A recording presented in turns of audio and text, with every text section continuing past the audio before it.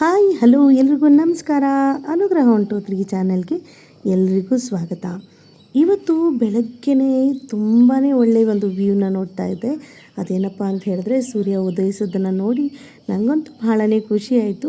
ಅದ್ರ ಜೊತೆಗೆ ಇನ್ನೊಂದು ಖುಷಿ ವಿಚಾರ ಏನಪ್ಪ ಅಂತ ಹೇಳಿದ್ರೆ ಮಕ್ಕಳು 10th ರಿಸಲ್ಟ್ ಕೂಡ ಬಂತು. ನಾನು ಕೂಡ ಸ್ಕೂಲಿಗೆ ಕೂಡ ವಿಸಿಟ್ ಮಾಡಬೇಕಿತ್ತು. ಹಾಗಾಗಿ ಸ್ಕೂಲಿಗೆ ಕೂಡ ಎಲ್ಲರೂ ರೆಡಿಯಾಗಿ ಸ್ಕೂಲಿಗೆ ಬಂದಿದ್ದಾಯಿತು. ಯಾಕಪ್ಪ ಅಂತ ಹೇಳಿದ್ರೆ ಮಕ್ಕಳು ಒಳ್ಳೆಯ ಅಂಕಗಳಿಂದ ಒಳ್ಳೆ ರೀತಿಯಲ್ಲಿ ಪಾಸಾಗಿದ್ದಾರೆ ಮತ್ತು ಒಳ್ಳೆ ಪರ್ಸೆಂಟೇಜ್ ಕೂಡ ಬಂದಿದೆ. ನನಗಂತೂ ತುಂಬಾ ಖುಷಿ ಇದೆ. ಅದು ಇದು ಅನ್ನೋದಕ್ಕಿಂತ ನಾವು ಬಂದಿರೋದು ಎಷ್ಟರಲ್ಲಿ ಬಂದಿರುತ್ತೋ ಅಷ್ಟರಲ್ಲಿ ತೃಪ್ತಿ ಹೊಂದೋದು ನನಗೊಂದು ಅಭ್ಯಾಸ. ಯಾಕಪ್ಪ ಅಂತ ಹೇಳಿದ್ರೆ ಬಂದಿರೋದ್ರಲ್ಲೇ ಖುಷಿಯಿಂದ ಅದನ್ನು ಅಕ್ಸೆಪ್ಟ್ ಮಾಡಿಕೊಂಡು ಮೂವ್ ಆನ್ ಆಗೋದು ನನಗಂತೂ ಭಾಳನೇ ಖುಷಿ. ಮತ್ತು ಒಳ್ಳೆ ಪರ್ಸೆಂಟೇಜನ್ನೇ ತಗೊಂಡಿದ್ದಾರೆ ಮಕ್ಕಳು. ಟೀಚರ್ಸ್ ಕೂಡ ಹೇಳಿದ್ರು ಒಳ್ಳೆ ರೀತಿಯಲ್ಲಿ ಬರ್ತಿದ್ದಾರೆ, ಅವ್ರ ಎಫರ್ಟಿಂದ ಅವ್ರು ಒಳ್ಳೆ ಈ ರೀತಿಯಾಗಿ ಮಾರ್ಕ್ಸ್ಗಳನ್ನ ತಗೊಳ್ಳೋದಕ್ಕೆ ಸಾಧ್ಯ ಆಯಿತು ಅಂತೇಳಿ. ಮತ್ತೇನಪ್ಪ ಅಂತ ಹೇಳಿದ್ರೆ ಅದಾದ ನಂತರ ಕಾಲೇಜಿಗೂ ಕೂಡ ಸೇರಿಸ್ಬೇಕು. ಹಾಗಾಗಿ ಮೊದಲು ಒಂದು ಮುಂಚಿದ್ದ ಕೆಲಸಗಳನ್ನೆಲ್ಲ ಮಾಡ್ಕೊಂಬಿಡೋಣ ಅಂಥೇಳಿ ಇವತ್ತು ಸ್ಕೂಲಿಗೆ ಕೂಡ ಕರ್ಕೊಂಡು ಬಂದಿದ್ದೆ. ಟೀಚರ್ಸ್ನ ಕೂಡ ಮಾತಾಡಿಸ್ಬೇಕಿತ್ತು. ಟೀಚರ್ಸ್ನೆಲ್ಲ ಮಾತಾಡ್ಸ್ಕೊಂಡು ಬರ್ತೀನಿ ಮತ್ತು ಈ ಕೆಲಸ ಕೂಡ ಆಗುತ್ತೆ ಅಂತ ಹೇಳಿಬಿಟ್ಟು ಅದನ್ನು ಕೂಡ ಮಾಡ್ಕೊಳ್ಳೋಕ್ಕೆ ಅಂತೇಳಿ ಬಂದ್ವಿ. TC ಅಪ್ಲೈ ಮಾಡಬೇಕಿತ್ತು ಮತ್ತು ಮಾರ್ಕ್ಸ್ ಕಾರ್ಡಿಗೆ ಸೀಲು ಸಿಗ್ನೇಚರ್ನ ಕೂಡ ಹಾಕ್ಸ್ಕೋಬೇಕಿತ್ತು. ಹಾಗಾಗಿ ಬಂದ್ವಿ. ಅವರೇನಪ್ಪ ಅಂತ ಹೇಳಿದ್ರೆ ಟೀಚರ್ಸು ಆ ಒಂದು ಸಂದರ್ಭದಲ್ಲಿ ಟೀಚರ್ಸ್ಗಳು ಇರಲಿಲ್ಲ. ಅದಾದಮೇಲೆ ಸ್ಟಾಫ್ ರೂಮ್ಗೆ ಹೋಗಿ ಮೀಟ್ ಮಾಡಿಕೊಂಡು ಮಾತಾಡ್ಕೊಂಡು ಬರ್ತೀವಿ ಮಮ್ಮಿ ಅಂತ ಹೇಳಿ ಹೋದರು. ಮಕ್ಕಳು ಕೂಡ ಅಲ್ಲಿ ಒಂದು ವ್ಯೂನ ಕ್ಯಾಪ್ಚರ್ನ ಮಾಡ್ಕೊಂಡು ಬಂದಿದ್ದರು. ಅದೆಲ್ಲ ಮುಗಿಸ್ಕೊಂಡು ಟೀಚರ್ಸ್ ಬರೋ ತನಕ ಇನ್ನೂ ಲೇಟ್ ಆಗುತ್ತೆ ಅಂಥೇಳಿ ನಾವು ಕೂಡ ಊಟ ಮುಗಿಸ್ಕೊಂಡು ಬಂದುಬಿಡೋಣ, ಅದಾದ ನಂತರ ಇನ್ನು ಅವರು ಕೂಡ ಬರೋದು ಲೇಟ್ ಆಗುತ್ತೆ ಅಂತ ಹೇಳಿದ್ರು. ಹಾಗಾಗಿ ನಾವು ಕೂಡ ಊಟ ಮುಗಿಸ್ಕೊಳ್ಳೋಕ್ಕೆ ಅಂತ ಹೇಳ್ಬಿಟ್ಟು ಸ್ಕೂಲ್ ಹತ್ರನೇ ಇರುವಂಥ ಒಂದು ಹೋಟೆಲ್ಗೆ ಹೋಗಿ ಅಲ್ಲಿ ಊಟ ಮಾಡಿಕೊಂಡು ಬಂದಿದ್ದಾಯಿತು. ನನಗಂತೂ ಏನಪ್ಪ ಅಂತ ಹೇಳಿದ್ರೆ ಆ ಒಂದು ಸ್ಕೂಲೆಲ್ಲ ನೋಡ್ತಾ ಇದ್ದರೆ ಇಷ್ಟು ವರ್ಷಗಳ ಕಾಲ ಮಕ್ಕಳು ಆ ಸ್ಕೂಲಲ್ಲಿ ಓದಿದ್ದು ಬೆಳೆದಿದ್ದು ಚಿಕ್ಕವರಿಂದ ಇಲ್ಲಿವರೆಗೂ ಬಂದಿರುವಂಥ ಆ ಒಂದು ದಾರಿ ಆಗಿರ್ಬೋದು, ಆ ಟೀಚರ್ಸ್ಗಳ ಬೈಗಳಾಗಿರ್ಬೋದು, ಅವ್ರ ಕಂಪ್ಲೇಂಟ್ಸ್ ಆಗಿರ್ಬೋದು, ಎಲ್ಲ ಕೂಡ ಒಂದು ನಿಮಿಷ ಅಲ್ಲಿ ನಿಂತ್ಕೊಂಡು ನೆನ್ಪು ಮಾಡ್ಕೊಂಡಿದ್ದಾಯಿತು. ನನಗಂತೂ ಆ ಒಂದು ಸಿಚುವೇಶನ್ನ ಹೇಗೆ ಇಳ್ಕೋಬೇಕು ಅನ್ನೋದೇ ನನಗೆ ನಿಜವಾಗ್ಲೂ ಗೊತ್ತಾಗ್ತಾ ಇಲ್ಲ. ಇದಂತೂ ಅವರು ಸ್ಕೂಲಲ್ಲಿ ಆ ನೋಟಿಸ್ ಬೋರ್ಡಲ್ಲಿ ಒಂದು ಹೆಸರು ಬಂದಿದ್ದು ನನಗಂತೂ ತುಂಬಾ ಖುಷಿ ಆಯಿತು. ಭಾಳ ಅದಂತೂ ನೋಡಿ ನನಗಂತೂ ಕಣ್ಣಲ್ಲೇ ನೀರು ಬಂತು ಅಂತಲೇ ಹೇಳ್ಬೋದು.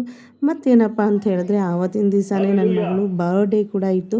ಮಗಳು ಒಬ್ಳದೇ ಅಲ್ಲ, ಮಗಂದು ಕೂಡ ಅವತ್ತೇನೇ ಬರ್ಡೇ. ಅಂದರೆ ಮಗಳದು ಒಂದೇ ದಿವಸ ಯಾಕೆ ಸೆಲೆಬ್ರೇಟ್ ಮಾಡ್ತೀವಿ ಅಂತ ಹೇಳಿದ್ರೆ ಅವಳು ಹುಟ್ಟಿ ಒಂದು ದಿನ ಆದ ಕೂಡಲೇ ಈ ಒಂದು ಬರ್ತ್ಡೇ ಬರುತ್ತೆ.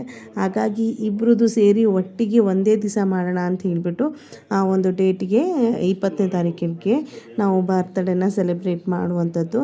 ಮಗಳು ಅಂತೂ ತುಂಬಾ ಖುಷಿ ಇತ್ತು. ಅವಳಿಬ್ಬರು ಕೂಡ ಒಳ್ಳೆ ಮಾರ್ಕ್ಸ್ ತೊಗೊಂಡಿರೋದು ಆಗಿರ್ಬೋದು ಅಥವಾ ಆ ಒಂದು ತುಂಬಾ ಕಷ್ಟಪಟ್ಟು ಓದಿದ್ದಾಗಿರ್ಬೋದು. ಕಷ್ಟಪಟ್ಟು ಅನ್ನೋದಕ್ಕಿಂತ ಇಷ್ಟಪಟ್ಟು ಅವತ್ತಿನ ದಿವಸ ಅವತ್ತಿಂದೇ ಕಂಪ್ಲೀಟ್ ಮಾಡ್ಕೊಂಡು ಹೋಗ್ತಾ ಇರುವಂಥದ್ದು. ಮತ್ತೇನಪ್ಪ ಅಂದರೆ ಯಾವುದೇ ರೀತಿಯ ಟ್ಯೂಷನ್ಸ್ಗಾಗಲಿ ಏನಕ್ಕೆ ಆಗಲಿ ನಾನಂತೂ ಜಾಯಿನ್ ಮಾಡಿಸಿರಲಿಲ್ಲ. ಮನೇಲಿ ಎಷ್ಟು ಬರುತ್ತೋ ಅಷ್ಟರಲ್ಲಿ ನನಗೆ ತೃಪ್ತಿ ಇದೆ, ಮನೇಲೇ ಕೂತ್ಕೊಂಡು ಓದ್ಕೊಳ್ಳಿ ಅಂತ ಹೇಳಿ ನಾನು ಹೇಳೋದಕ್ಕಿಂತ ಮಕ್ಕಳೇ ನನಗೆ ಹೇಳ್ತಾಯಿದ್ರು, ಮಮ್ಮಿ ಟ್ಯೂಷನ್ ಎಲ್ಲ ವೇಸ್ಟ್ ಮಮ್ಮಿ, ನನಗೆ ಟ್ಯೂಷನ್ ಎಲ್ಲ ಬೇಕಾಗಿರಲ್ಲ ಅಂತ ಅಂದ್ಕೊಳ್ತೀನಿ.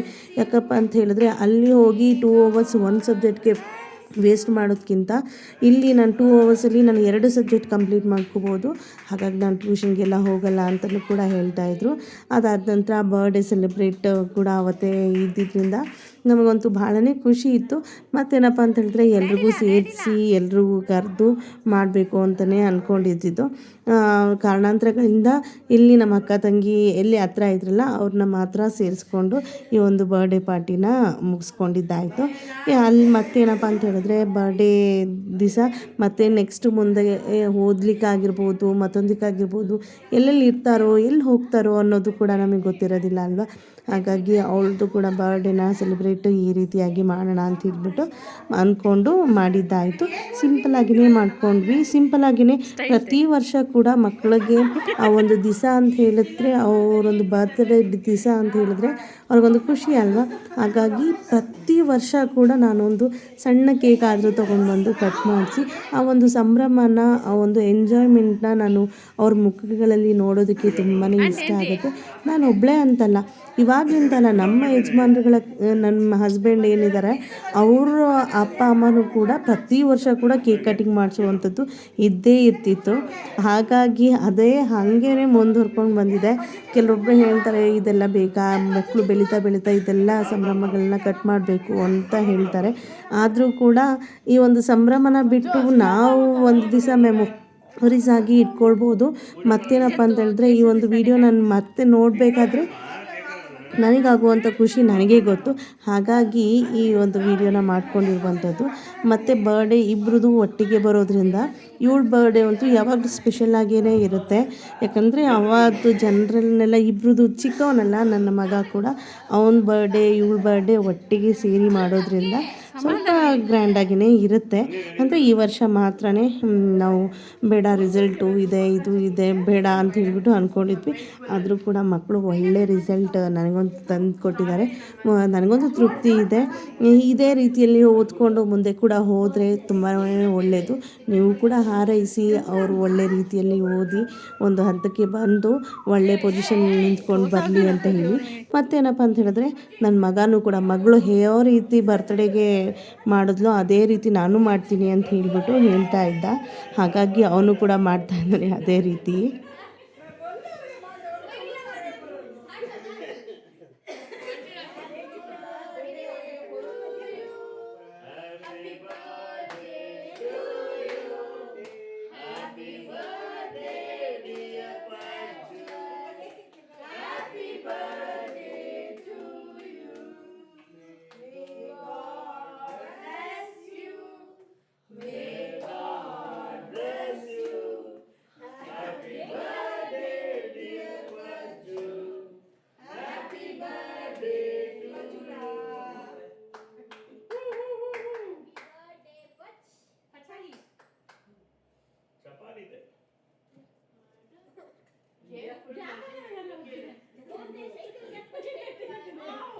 ಮತ್ತೇನಪ್ಪ ಅಂತ ಹೇಳಿದ್ರೆ, ಅವನ ಅಕ್ಕ ಯಾವ ರೀತಿ ಮಾಡಿದ್ಲೋ, ಅಕ್ಕ ಯಾವ ರೀತಿ ಸೆಲೆಬ್ರೇಟ್ ಮಾಡ್ಕೊಳ್ತಾಳೋ ಅನ್ನೋದ್ರ ಮೇಲೆ ಅವನಿಗಂತೂ ಕಣ್ಣು.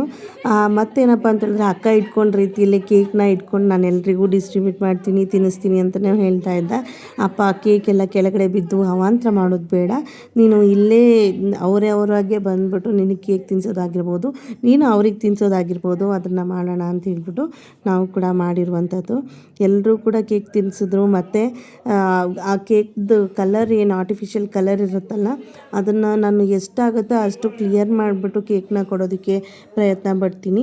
ಯಾಕಪ್ಪ ಅಂತ ಹೇಳಿದ್ರೆ, ಅಲ್ಲಿ ಮಾಡಿರುವಂಥ ಕೇಕ್ ಅದು ಕಲರ್, ಅದು ಸ್ಟ್ರಾಬೆರಿ ಕೇಕ್ ಅಂತ ಹೇಳಿ ಕೊಟ್ಟಿದ್ರು. ಅದು ರೆಡ್ ಕಲರ್ ಹಾಗೇ ಕೈಯಲ್ಲಿ ಅಂದರೆ ಕಲರ್ ಹೋಗ್ತಾ ಇರಲಿಲ್ಲ. ಅವಾಗ ಅಂದ್ಕೊಂಡ್ವಿ ಕಲರ್ ಕೂಡ ಯೂಸ್ ಮಾಡಿದ್ದಾರೆ ನೋಡು, ಇದೆಲ್ಲ ಎಷ್ಟು ಹೊಟ್ಟೆಗೆ ಎಫೆಕ್ಟ್ ಆಗುತ್ತೆ ಅಂತ ಹೇಳ್ಬಿಟ್ಟು ಹಾಗೆಯೇ ಮಾತಾಡ್ಕೋತಾ ಇದ್ವಿ. ಮತ್ತೇನಪ್ಪ ಅಂತ ಹೇಳಿದ್ರೆ, ಆ ಕೇಕ್ನ ಕ್ರೀಮ್ನೆಲ್ಲ ಎತ್ತಿಬಿಟ್ಟು ಅದಾದಮೇಲೆ ಎಲ್ರಿಗೂ ತಿನ್ನಿಸ್ಲಿಕ್ಕೆ ಮತ್ತು ಕೊಡಲಿಕ್ಕೆ ಅಂತ ಹೇಳ್ಬಿಟ್ಟು ಎತ್ತಿಟ್ಕೊಂಡಿದ್ವಿ. ಮತ್ತು ಬೇಡ, ವೇಸ್ಟ್ ಆಗೋದು ಬೇಡ ಅಂತ ಹೇಳ್ಬಿಟ್ಟು ಸಂಪೂರ್ಣ ಕ್ರೀಮೆಲ್ಲ ತೆಗೆದು ಆಮೇಲೆ ತಿನ್ನಲಿಕ್ಕೆ ಕೊಟ್ಟಿರುವಂಥದ್ದು. ಅದಾದ ನಂತರ ಎಲ್ಲರೂ ಸೇರಿ ಒಟ್ಟಿಗೆ ಕೂತ್ಕೊಂಡು ಊಟ ಎಲ್ಲ ಮುಗಿಸ್ಕೊಂಡ್ವಿ. ಈ ರೀತಿಯಾಗಿ ಇತ್ತು ಇವತ್ತಿನ ಬರ್ತ್ಡೇ ಕೂಡ. ಮತ್ತು ನನ್ನ ತಂಗಿ ಆಂಟಿ ನನಗೆ ಎತ್ಕೊಳ್ಳಿ ಅಂತ ಹೇಳಿದ್ಲು. ನಾನೇ ನಿನಗೆ ಎತ್ಕೋತೀನಿ ಅಂತ ಹೇಳ್ಬಿಟ್ಟು ಅವಳು ಎತ್ಕೊಂಡು ತೋರಿಸ್ತಾ ಇರುವಂಥದ್ದು. ಅವಳಿಗೂ ಕೂಡ ತುಂಬಾ ಖುಷಿಯಾಗಿತ್ತು. ಒಳ್ಳೆ ರಿಸಲ್ಟ್ ತೊಗೊಂಡು ಬಂದಿದ್ದೀರಾ, ನಮಗೆ ಖುಷಿ ಆಯಿತು, ನಮ್ಮ ಮಕ್ಕಳಿಗೂ ಕೂಡ ಸ್ಫೂರ್ತಿ ಆಗುತ್ತೆ, ಇನ್ನು ನಿನಗಿಂತ ಇನ್ನೂ ಒಳ್ಳೆ ಪರ್ಸೆಂಟೇಜ್ನ ತೊಗೊಂಡು ಬರಲಿ ಅವರು ಕೂಡ ಅಂತ ಹೇಳ್ಬಿಟ್ಟು ಅವಳು ಕೂಡ ಹೇಳ್ತಾ ಇದ್ಲು. ನಮಗೂ ಕೂಡ ಖುಷಿ ಇದೆ, ನಿಮಗೂ ಕೂಡ ಖುಷಿ ಇರುತ್ತೆ ಅಂತ ಅಂದ್ಕೊಂಡಿದ್ದೀನಿ. ಎಲ್ಲರ ಹತ್ರನೂ ಆಶೀರ್ವಾದ ಕೂಡ ತಗೊಳ್ತಾ ಇದ್ದಾಳೆ. ಮುಂದೆ ಹೇಗಿರುತ್ತೋ, ಏನು ಮಾಡ್ತಾರೋ ಅನ್ನೋದನ್ನು ಮುಂದಿನ ದಿನಗಳಲ್ಲಿ ನಾನು ಅಪ್ಡೇಟ್ ಕೂಡ ಕೊಡ್ತೀನಿ. ನಿಮ್ಗೆ ಯಾವುದಾದ್ರೂ ಒಂದು ಒಳ್ಳೆ ಕಾಲೇಜ್ ಸಜೆಸ್ಟ್ ಮಾಡೋದಿದ್ದರೆ ದಯವಿಟ್ಟು ನನಗೆ ಕಾಮೆಂಟ್ ಮಾಡಿ ತಿಳಿಸಿ. ಅವರಿಬ್ಬರು ಬೆಂಗಳೂರಲ್ಲೇ ಇರೋದ್ರಿಂದ ಬೆಂಗಳೂರಲ್ಲೇ ಒಂದು ಒಳ್ಳೆ ಕಾಲೇಜನ್ನ ಹೇಳಿದ್ರೆ ನನಗೂ ಕೂಡ ಅನುಕೂಲ ಆಗುತ್ತೆ. ನೋಡಿದ್ರಲ್ಲ, ಈ ರೀತಿಯಾಗಿ ಇತ್ತು ಅವರ ರಿಸಲ್ಟ್ ಆಗಿರ್ಬೋದು, ಅವ್ರ ಬರ್ತ್ಡೇ ಪಾರ್ಟಿ ಆಗಿರ್ಬೋದು. ನಿಮ್ಗೆ ಎಲ್ರಿಗೂ ಕೂಡ ಇಷ್ಟ ಆಗಿರುತ್ತೆ ಅಂದ್ಕೊಂಡಿದ್ದೀನಿ. ಇಷ್ಟ ಆಗಿದರೆ ದಯವಿಟ್ಟು ಒಂದು ಲೈಕ್, ಶೇರ್, ಕಾಮೆಂಟ್ ಹಾಗೂ ಸಬ್ಸ್ಕ್ರೈಬ್ ಮಾಡೋದನ್ನು ಮರಿಬೇಡಿ. Thank you for watching.